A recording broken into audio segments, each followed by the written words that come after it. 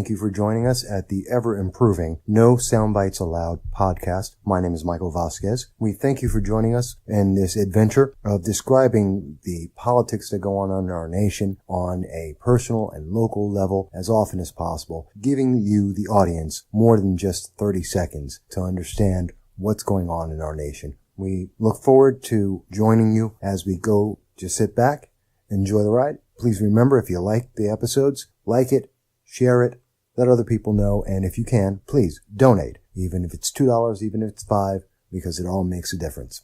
We thank you, and here we go.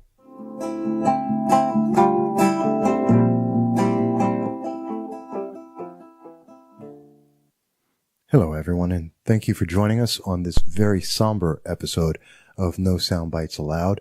This is your host, Michael Voss, the Dragon of the Southern Tier, and I want to talk about something that I was speaking about yesterday. If you caught my last podcast, I believe it was episode 64, I had been speaking about Alfie Evans and his plight, which isn't that well known here in the United States, although it's very well known in Europe and especially in the United Kingdom, sometimes called England here in the United States. And it's been big news over there. So let me bring you up to speed in case you missed that episode and tell you exactly what's going on. Alfie Evans is a 2-year-old baby boy. He was born with a brain disease, and he had a low expectation for his life.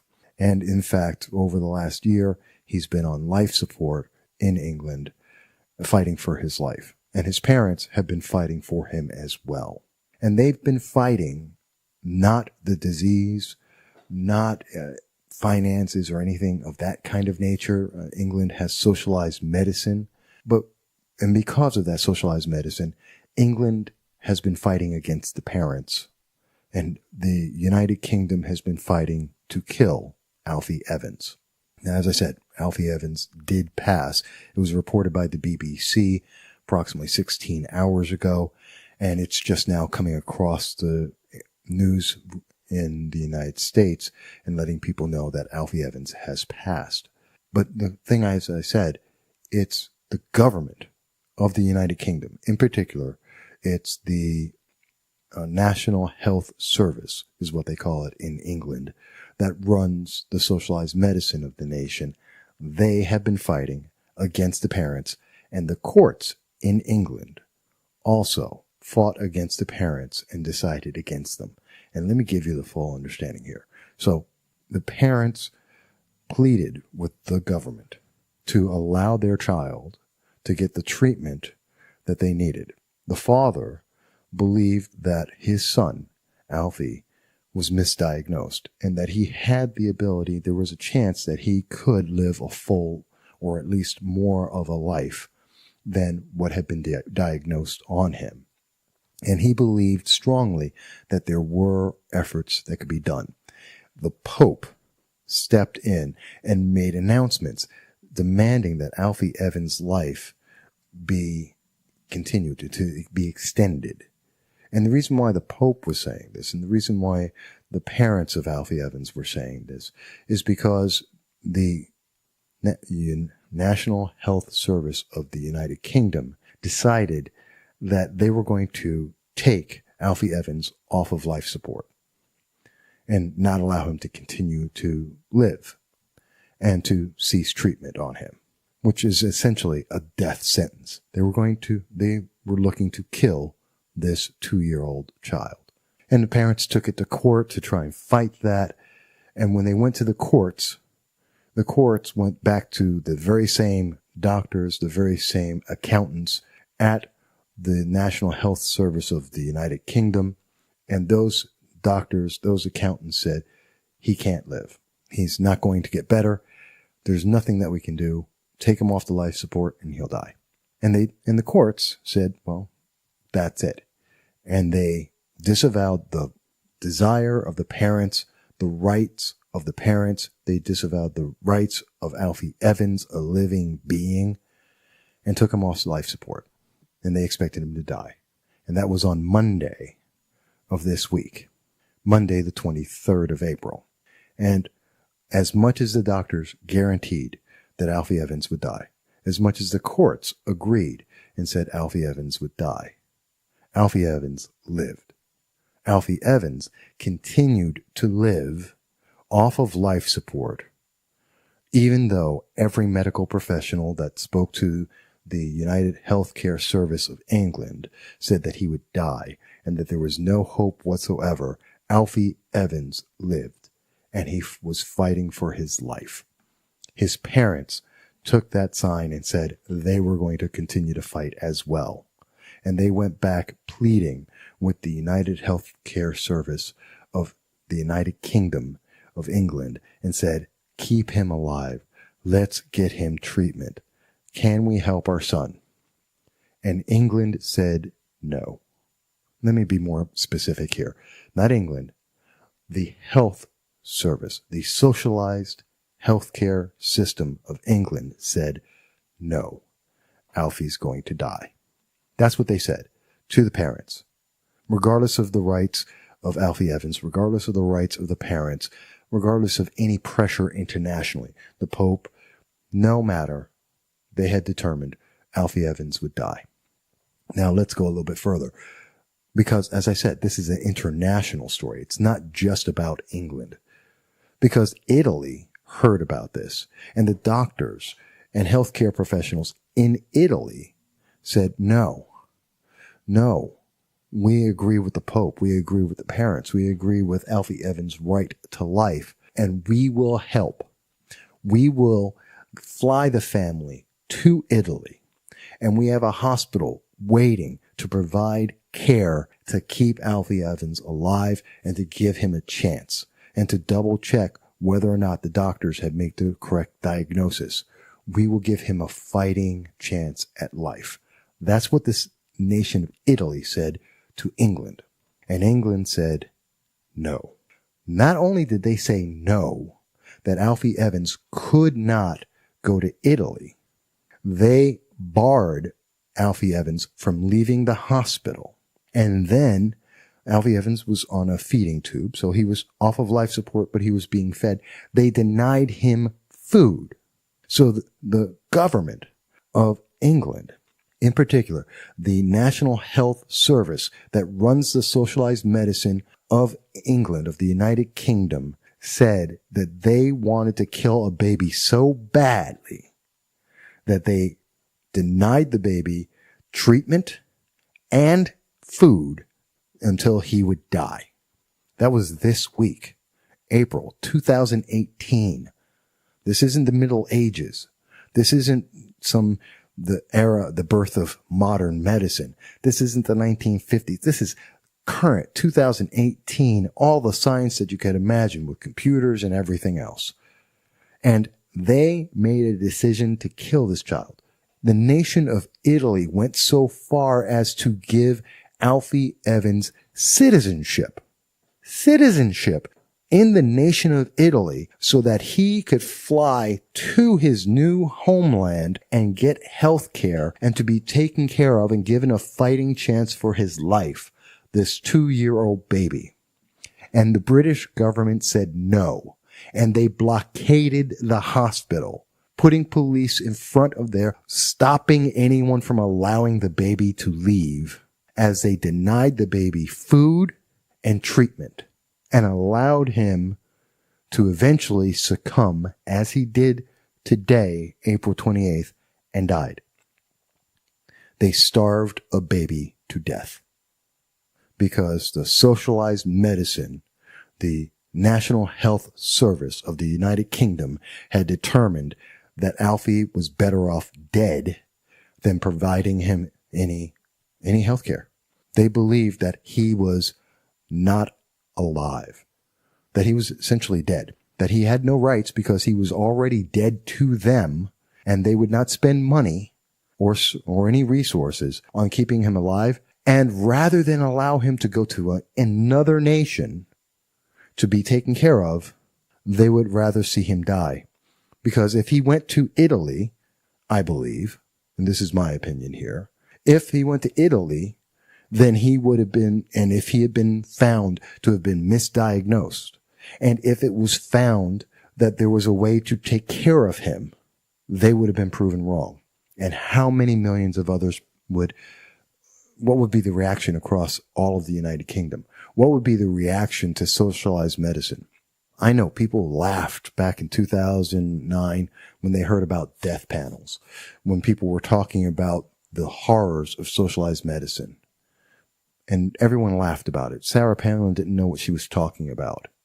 This is socialized medicine. The government, the socialized medicine division of the government of the United Kingdom, the National Health Service, killed a baby.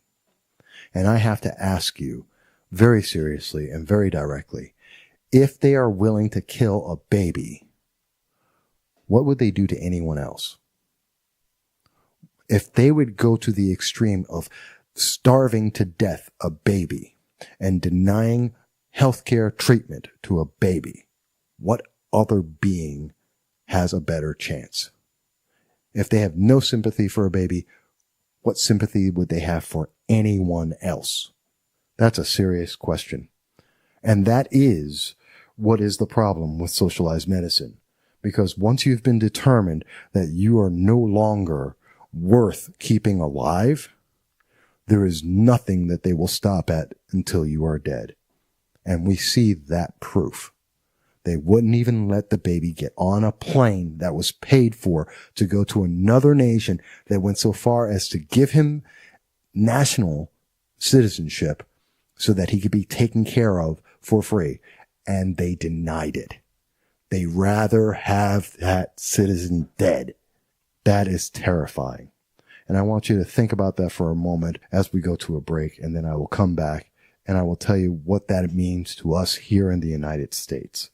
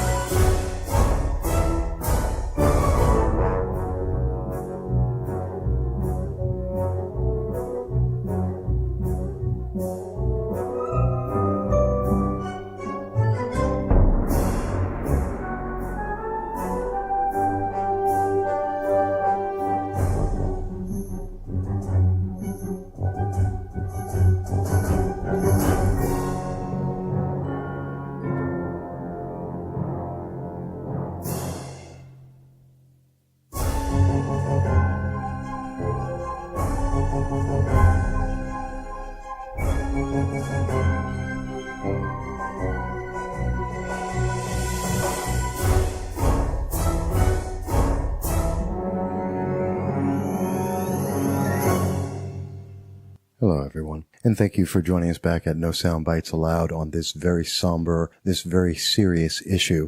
And I'm sorry, there's no applause for this one. There's no flashy sound effects I'm going to go forward with, because a 2-year-old baby was killed by a government. And I am upset. I am pissed off. I am angry about this because this is infuriating. It's infuriating. And this is the problem with socialized medicine. When a government decides that someone is not worth keeping alive, when accountants and bean counters justify that someone is not worth the money to keep them alive, regardless of their rights as a human being, as a living, breathing being, they no longer count to those accountants, to those doctors, to that government as a person, as a individual, as anyone with rights, and they kill them. I'm not making that up. That's exactly what the government of the United Kingdom did. That's not a supposition. It's not a maybe. It's not an if. They killed the baby. They wouldn't let it get on the plane. That is terrifying to me. And I have to say, and as I mentioned in the last segment, that this is something that we're going to see here in the United States. Because if you remember, let's go back in time a little bit. Back in 2008, Sarah Palin was talking about Obamacare, the precursor to Obamacare, the idea of socialized medicine in the United States, and people laughed at her. The Democrats laughed. No, ha, ha, ha, you're so wrong. You have no idea. There is nothing wrong. Socialized medicine is the best thing possible. Okay. And then President Obama got elected. And we saw the Democrats control the Congress, both in the House and in the Senate. It was a supermajority. They ran it all. And they could pass anything that they wanted to. And they decided they were going to pass the socialized medicine, something Democrats had wanted for decades, going back into the Clintons when they tried it. They wanted socialized medicine, and nobody in the United States, nobody in the country was going to stop them. And they went through all of Congress and they made deals with every Democrat they could and everyone that they needed to behind closed doors to make sure they got every single vote they wanted and every vote that they needed with a supermajority. Republicans couldn't stop it if they wanted to. And they shoved down the throats of every American citizen Obamacare and made it a fact that the government had a right above the people.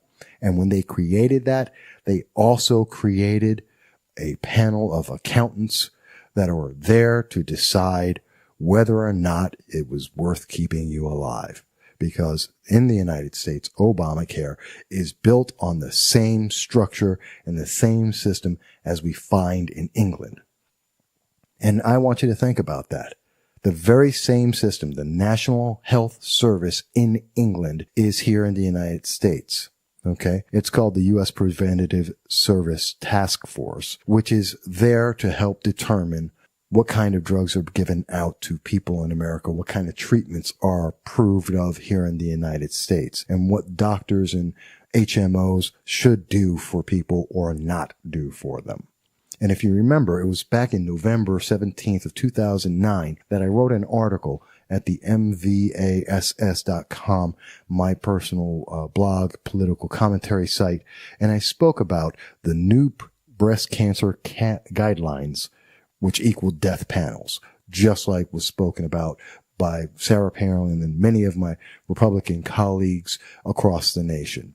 What did they decide? That women under 50 should not get mammograms. And those women who are older than 50 should only be tested once every 2 years. In effect, they were looking at roughly 40,000 women dying of breast cancer each year, and that was acceptable. Because 12% of the female population in 12% of the female population in 2009 could be affected. 1 in 8 women were at risk of some form of breast cancer. And they were saying that if you're under 50, it's okay. Don't worry about it. They might find the breast cancer. More importantly, if you have the money, you can go out to a physician and get a private breast cancer test if you wanted to. Except, for African American women, not such a great deal. Why? Because white women are more likely to get breast cancer. They're more likely to get breast cancer. But African American women are more likely to die from it because they don't get the treatment, because it's too expensive, because they can't afford to go out and get a private test. And so in doing this, the U.S. Preventative Task Force made a decision that at the time was just before Obamacare. It's 2009, a year before Obamacare came into place. And if they had made that decision for the entire nation, black women across the nation would be affected and possibly would die. Because the government had made a decision that it was not cost effective to be able to test women for breast cancer. And that means that some women would die. And that was okay. Because they were not worth the money and the effort to try and save. the number of women that would die was cost effective. And that's why the U.S., this isn't even England. We're not talking about the United Kingdom. This is the U.S. Preventative Service Task Force. And I'm happy to say that there was so much of an outcry about this among all kinds of Americans and doctors, saying this was wrong and that it would kill people, literally kill people, that in our free nation, we were able to turn that around, and they reversed their decision. And that is not the case now. But back in the United Kingdom, well, the National Health Service was not done. They were not done, because what they decided was back in 2016, the National Health Service, it was actually in October of 2015, they decided that the National Health Service declined to provide a breast cancer drug for women in Scotland, a proven drug that would be able to help women in Scotland. And the Scottish Medicines Consortium, which is a part of the National Health Service in Scotland, and denied them the breast cancer treatment they would need to live. Let's go even further. In 2016, it was, by the way, in the 2015 article, that was by BBC News. BBC News, October 12, 2015, when they announced that women in Scotland would die because they would be denied health care to take care of their breast cancer that was available, and they were denied because it wasn't cost effective. Well, let's move forward. Looking at Reuters News. Okay. In May of 2016, there was the Roche breast cancer drug Perjeta was rejected by the United Kingdom because it's not cost effective. The National Health Service struck again, telling women that they could die because it wasn't worth it to the government. Their rights were not worth it.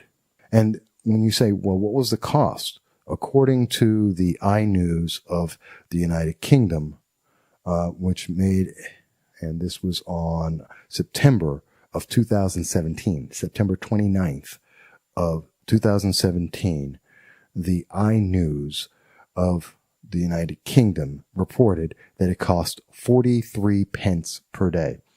Let me put that into perspective, because in England, they don't use dollars. They use the British pound, and they have pence. So when you want to think about it, a pound is $1.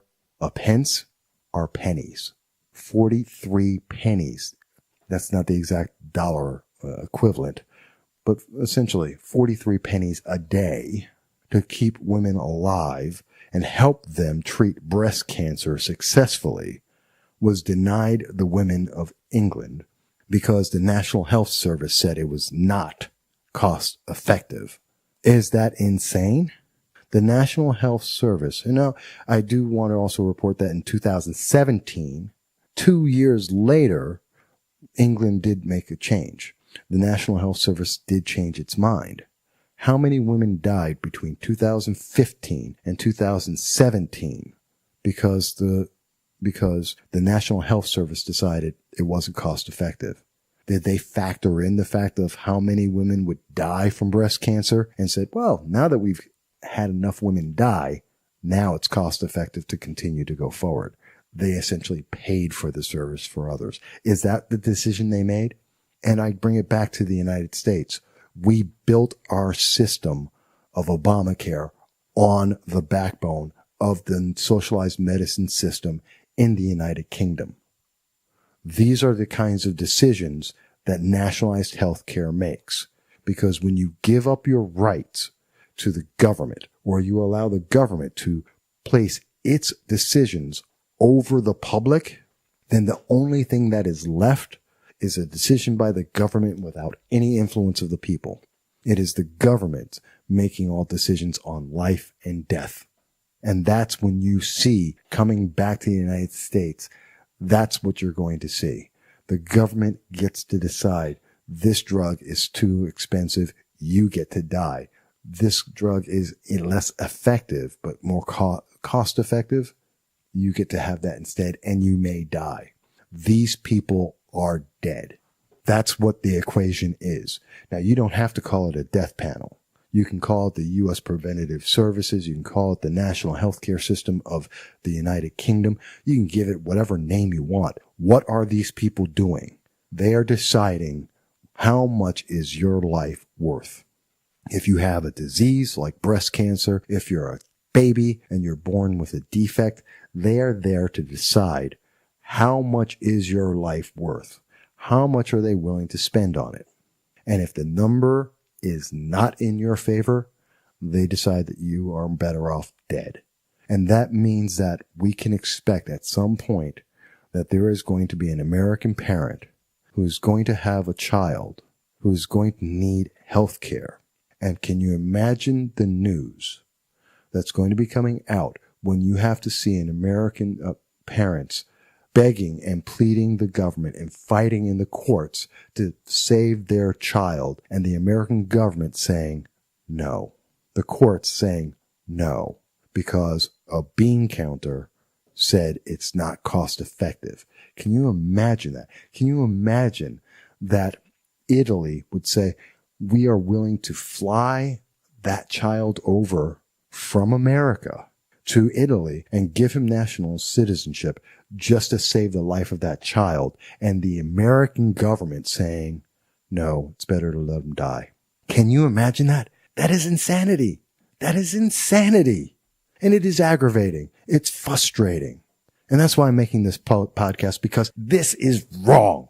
This is wrong for any nation. And this is the danger that we have facing us right now. And God help us if we don't speak about it, it's going to get worse. It is. But let me take a break for a moment and we'll come right back and I'll finish this up. Thank you.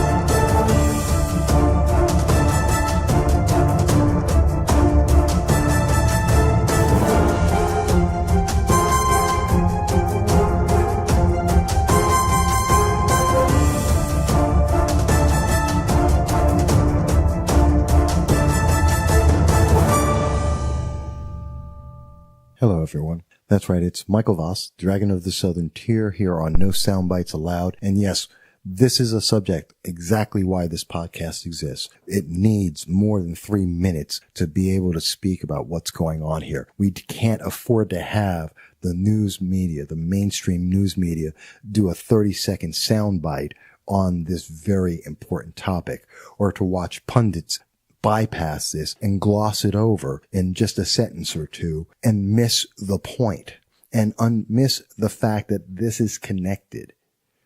The fact that our socialized healthcare system, Obamacare, is built on the backbone and the similar system of that in the United Kingdom, and the United Kingdom is willing to kill women with breast cancer, and they have actively gone out of their way to kill 2-year-old baby. And if they're willing to do that to a baby, what else are they willing to do? And here in the United States, that is the example that has been set for our healthcare system. That is what we are trying to get to. When you hear the Democrats talk about single-payer healthcare, when they're talking about government-run healthcare, they are talking about a government that gets to decide whether or not you have a right to live. Doesn't matter what the Constitution says. It doesn't matter what the amendments say. It doesn't matter what you think or what your family thinks.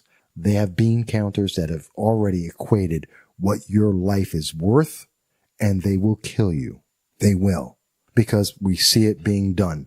This is not some new crazy idea. Sarah Palin wasn't wrong. Republicans weren't wrong. Democrats lied to the public. And I'm not just talking about when they lied, the lie of the year in 2000, I think it was 2012, 2013, the lie of the year, you can keep your doctor. No, this is worse, because you can keep your doctor, even if you could, and you didn't. But if you could keep your doctor, if you could keep the health care you had before, it doesn't matter, because we have organizations like the U.S. Preventative Services that is out there deciding whether or not you're going to get medication or treatment and die. That's their choice. You have nothing to do with it. You're not involved in that. Your rights are not involved in that. You don't get to make that decision. And if you go to the courts are bound by the fact that Obamacare, a national health care, and let's assume that it's single payer, then government gets to say, we set the guideline. It's not illegal. We made the decision. You just have to live with it. They're dead already. Can you imagine that conversation in the United States? We're not talking about Bogota or, I don't know, Chechnya or Mogadishu or some other country. We're not talking about Iran or Iraq, where they're still living in cities that have no running water, no electricity. I'm serious.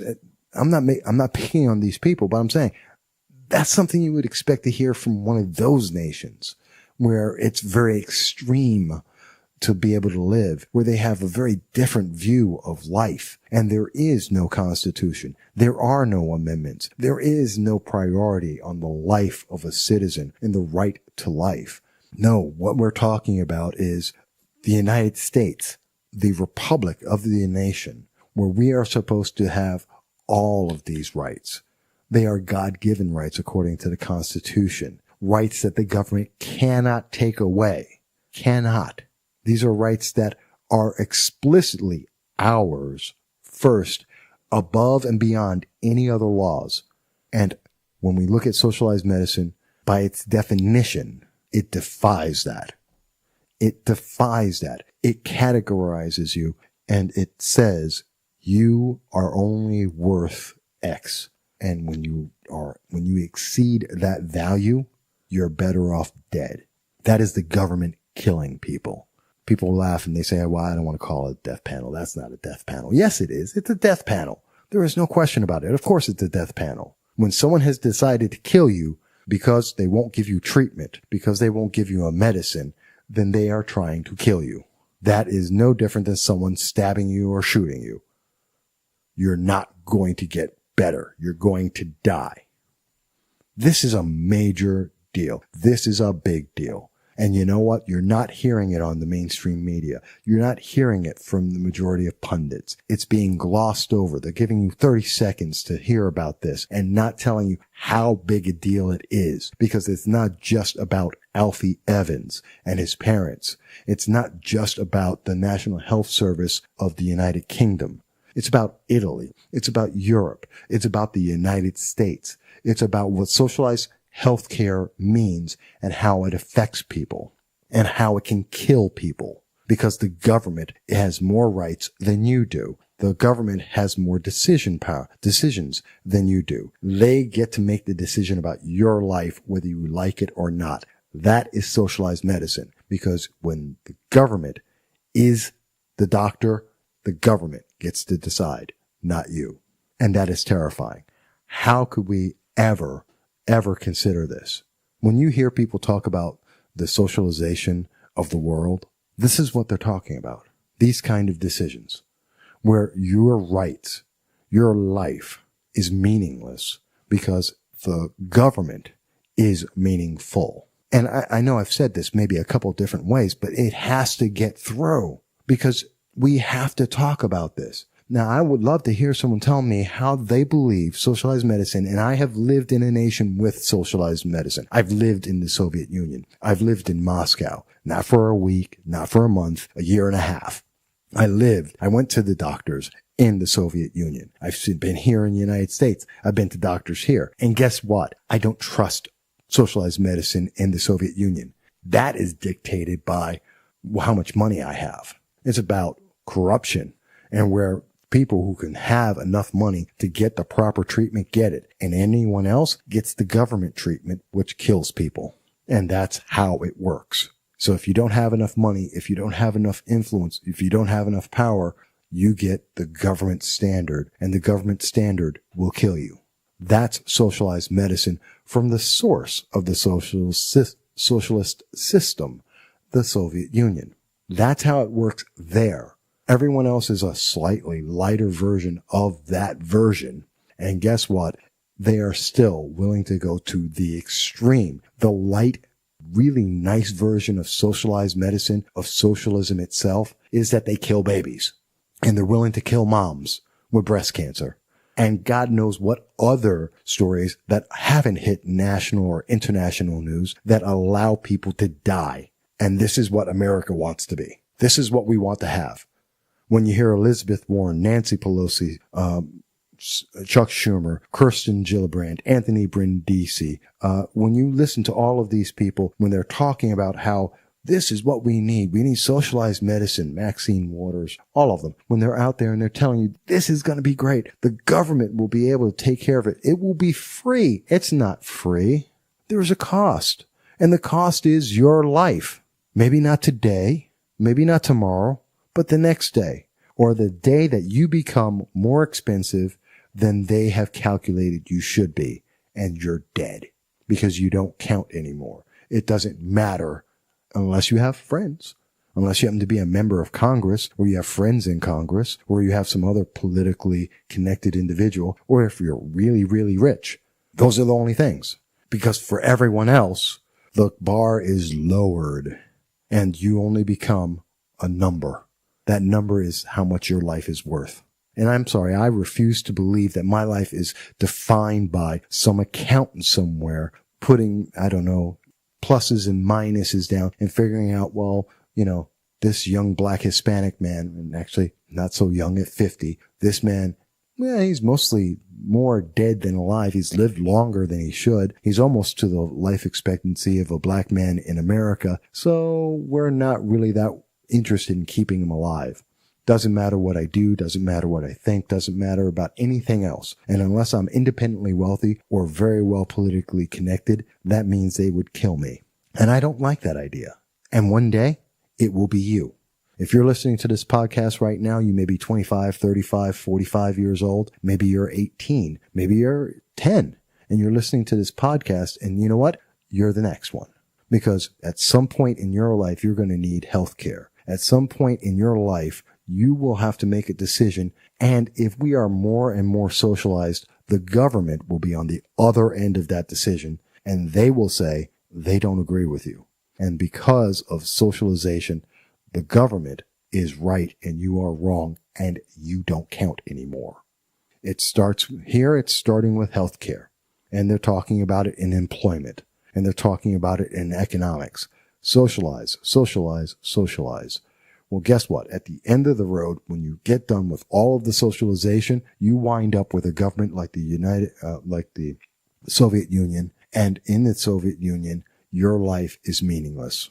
Your life is only as valuable as the money you can steal, beg, scrape together, blackmail, corruption, whether it's political or otherwise. That's it. That's what your life is worth. Because everything else is a standard. That bar is so low that you'll die. And they're okay with it because there's plenty of other people and they don't care.